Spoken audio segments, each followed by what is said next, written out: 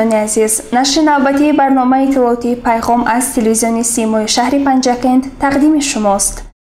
هر که ما در عرفه تجلیل روز مادر قرار داریم، از فرصت مناسب استفاده نموده رهبریت و اهل کارمندان صدا و سیما کل زنان و بانوان شهر باستانی پنجکند را به مناسبت روز مادر صمیمانه تبریک می‌نمایند. رئیس شهر پنجکند عبدالخالق خالقزاده در شهر دوشنبه اهل زیای کشور از جمله شاعره شناخته مهرنیسا بابابک را عیادت نمود. یکی از بانوان شناخته جمهوری تاجیکستان، عضو اتفاق نویسندگان تاجیکستان، مؤلف کتاب‌های شعرها، مقاله‌های گوناگون، دارنده اردن شرف مهرنیسا بابابک و در قلب مردم تاجیک و فارسی زبانان جهان با اشعار پرمضمون مأوا گذاشته است. در جریان خبرگیری رئیس شهر پنجکند خالقزاده عبدالخالق، شاعره مهرنیسا بابابک و عرض سپاس خود را برای چنین قدرشناسی و توجه بیان کرد و اظهار داشت که او وطن عزیز خویش تاجیکستان و زادگاهش پنجکند باستانی را همیشه دوست می‌دارد و افتخار می‌کند. کوهندیارم پنجکند میگد کم تبارم پنجکند بعد از خدا و مادرم پروردگارم پنجکند. واقعا بعد از خداوند آفریدن و برای زمین آمدن پنجکند ما رو پرورید.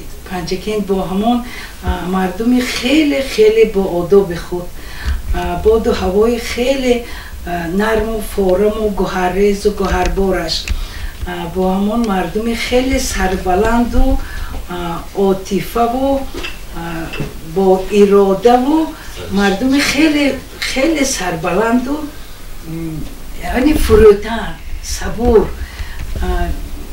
خلق تاجیکستان چنین است، لیکن گمان من پنجکندی ها با دقیق فرق میکنند به آنکه آنها همه از قدیم الایام مردم شیردوست، شیرپرور، مردم زمین زرخیز شاعرخیز.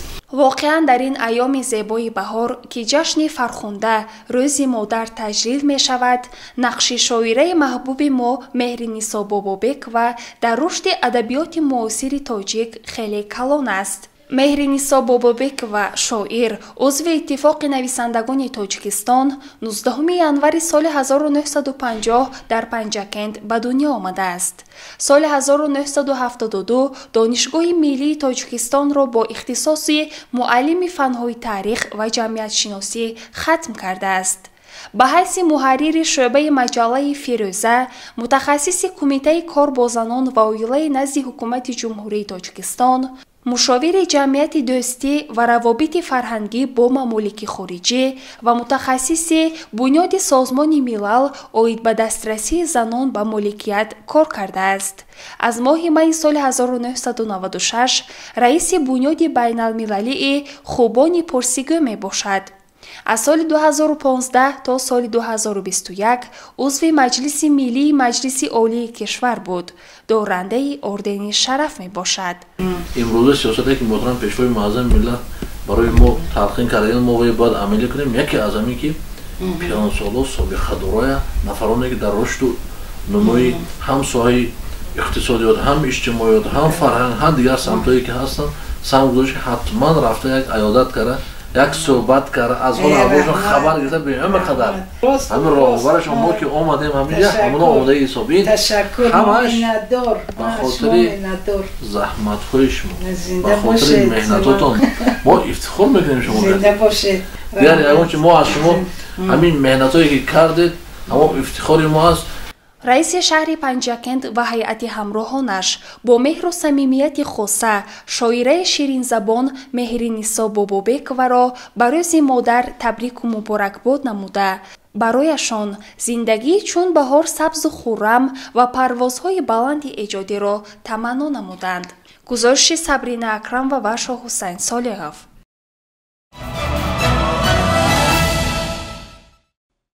از 1 مارس تا 31 می سال روان در جمهوری تاجیکستان اکسیای تاجیکانه میپیشیم جریان دارد. ادامه موضوع در گزارش نوبتی. тоҷикон яке аз миллатҳои қадима дар ҷаҳон ба шумор рафта, бо таъриху фарҳанги бостонии хеш шӯҳрати бузургеро доро мебошанд. яке аз нишонаҳои фарҳанги миллии мо эҳтиром гузоштан ба сару либоси тоҷикона мебошад.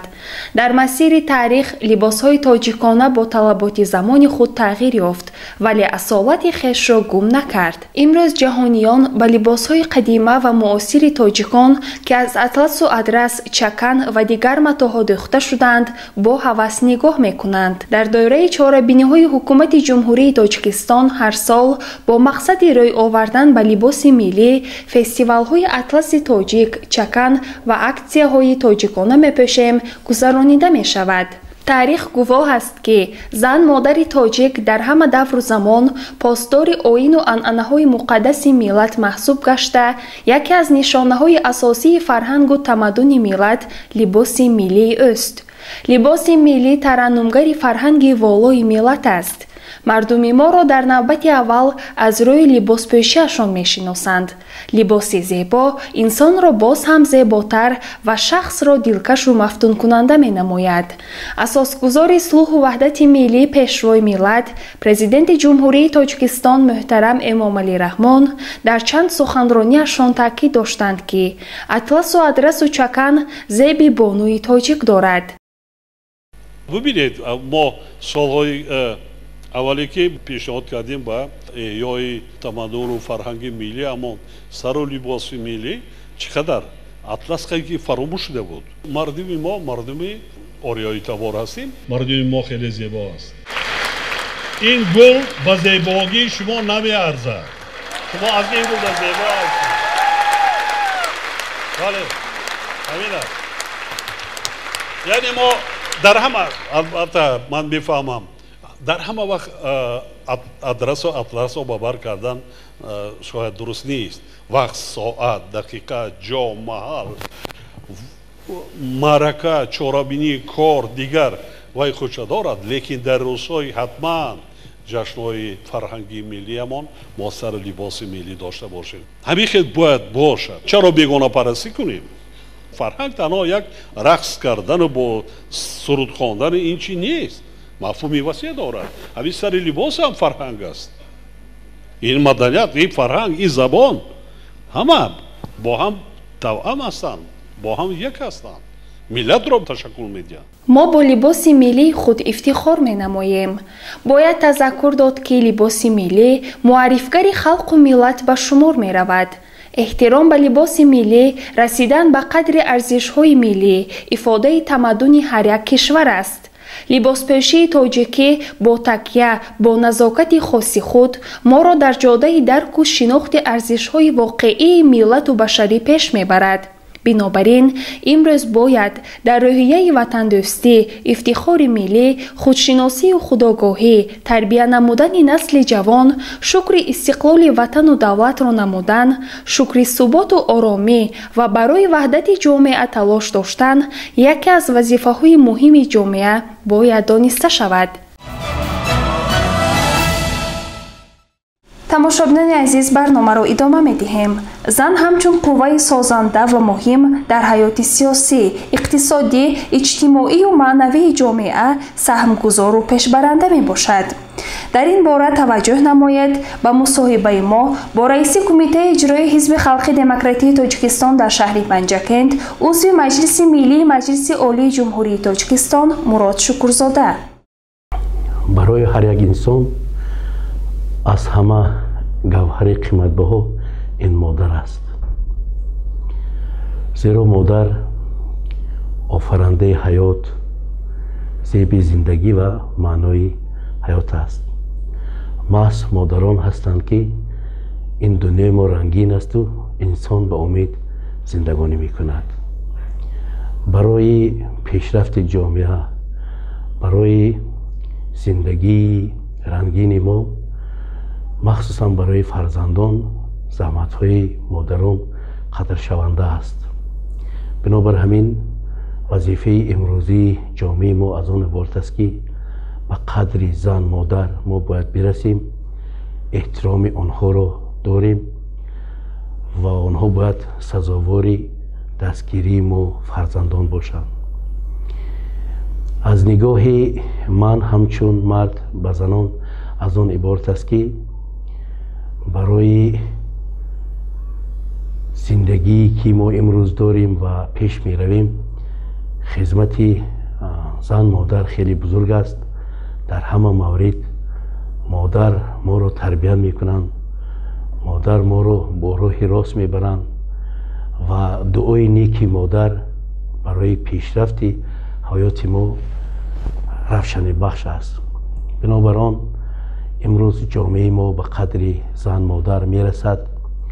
امروز حقوق زنان و مادران برابر مردان معین کرده شده است و خوشبختانه در سالهای استقلالیت با خدمت‌های ارزنده اساسگزار صلح و وحدت ملی پیشوای ملت پرزیدنت جمهوری تاجیکستان محترم امامعلی رحمان موقع زن در جامعه خیلی بلند گردیده است. امروز ما زنان و بانوان را در صدر جامعه در اجرای وظیفه‌های خیلی پرمسئولی جمعیتی می‌بینیم و آنها مانده نشده شب و روز برای پیشرفت جامعه ما خدمت می‌کنند. من گفتنی هستم که در نوبت خود مادران ما، خواهران ما، بانوان تاجیکستان عزیز ما باید که صاحب معرفت باشند و مخصوصا پدر و مادران برای تعلیم فرزندان دقت دهند. از آن جمله در جامعه امروزی ما دقت دادن لازم است برای دختران نورس. آنها را ما باید به حیات مستقلانه خوب تیار نماییم. آنها با سواد باشند، آنها با فرهنگ باشند، صاحب تحصیلات باشند. زیرا چگونه کودک در جامعه خاندان به وای میرسد از تربیه آینده بینی مادر او وابسته است. بنابر همین مادر خواهد که فرزند او در جامعه افتخار او باشد، از کودکی توجه زیاد داشته باشد برای تعلیم و تربیه فرزندش. و از آن جمله من یک مادری کلانسال دارم که قریب سنشان به 80 میرسد. شخصا در تربیه من برای آنکه من در بین جامعه باشم زحمت های بزرگ کشیده هستند. بنابراین امروز من مادرم رو دوست می‌دارم. در خطار مادری خود تمام مادران تاجیکستان عزیز رو دوست می‌دارم. حرمت احترامم نسبت به زنان و بانوان خیلی کلان است و خوشبختانه امروز در بسیار تشکیلات و مؤسسه‌ها زنان کار می‌کنند. از آن جمله در کمیته اجرایی حزب خلقی دموکراسی تاجیکستان است. یک چند نفر بانوان با سری بلند در اجرایش مسئولیتشان زحمت میکشند و نمونه عبرت میباشند. حالا فرصتی مناسب است که ما در ایام بهار، در ایام زیبایی که فرا میرسد، طبیعت به نمو آغاز نموده است و از همه در ابتدای بهار جشنی که ما آن را انتظار هستیم، این جشن مادر، روز مادر است و برای شهروندان جمهوری تاجیکستان، برای مخصوصا مردان، برای جامعه امروزی ما نه تنها یک روز 8 مهر روز مادر باشد، باید تمام سال، تمام وقت ما باید که در احترام مادر باشیم. مادران، بانوان را دوست داریم و من هم از فرصت استفاده برده مادران و خواهران عزیز را با این جشن خیلی فرخنده و زیبا و نمونه تبریک و تهنیت میگویم. برای مادران عزیز پیش از همه سلامتی، سعادت زندگی، خاطر جمعی و خوشی‌های زندگی را تمنا دارم. بگذار که مادر را وطن مادر میگویند و نقش آنها که خیلی بزرگ است، همیشه سلامت و سربلند باشند و دعاگوی ما فرزندان باشند. بگذار که با دعای نیک مادران جامعه امروزی تاجیکستان باز تینجی امانی باشد، پرچم صلح و وحدت در وطن عزیز ما پرافشانی کند. مادران و خواهران عزیز، عیدتان مبارک باشد. سالهای آخر سگ‌های بی‌صاحب باعث ترس و هراس و رسانیدن زیانهای جسمانی به شهروندان شدند. چرا از طرف مقامات دخلدار دایر به این مسئله چاره‌های ضروری اندیشیده نمی شود؟ рӯзҳои охир дар кӯчаву хиёбонҳои шаҳр гашту гузори сагҳои дайду ё худ бесоҳиб хеле зиёд ба назар мерасад. ба гуфтаи сокинон, сагҳои дайду на танҳо дар шаб, балки дар рӯз низ бемалол гашту гузор намуда ба раҳгузарон ҳамла ҳам мекунанд. кас аз фарзандони худро ба мактаб фиристодан ҳам дар хавотир мемонад, мегӯянд. мо хеле аз сагҳои бесоҳибро несту нобуд намудем, гуфта буданд дар мусоҳибаи роҳбарияти корхонаи воҳиди давлатии хоҷагии манзилию коммуналии шаҳри Панҷакент. аммо мутаассифона имрӯзҳо чӣ тавре дар навор мебинед, гаштугузори сагҳо ҳанӯз ҳам хеле зиёдтар аз қабл аст. ба ин кӣ масъул аст ва барои бехатарии аҳолӣ чӣ бояд кард? масъалаи дигаре ки доғи рӯз аст, ин тозагии шаҳр ва хиёбонҳои он мебошад. аз ҷониби кормандони корхонаи воҳиди давлатии хоҷагии манзилию коммуналӣ ҳамарӯза хиёбону гулгаштҳо рӯфта тоза карда мешаванд, вале дар давоми рӯз кӯчаву гулгаштҳо боз ҳам аз партов пур ва ҷои қадамзанӣ нест. аҳолӣ масъулонро ва масъулин бошанд сокинонро айбдор медонанд. худ андеша намоед, айб дар кист ва чаро мо ба тозагии атрофи худ аҳамият намедиҳем? шаҳри ман хонаи ман гуфтанд. аз ҷониби аҳолии шаҳру деҳоти Панҷакент ин гуфтор чӣ тавр қабул шудааст? ба ақидаи шумо чӣ бояд кард?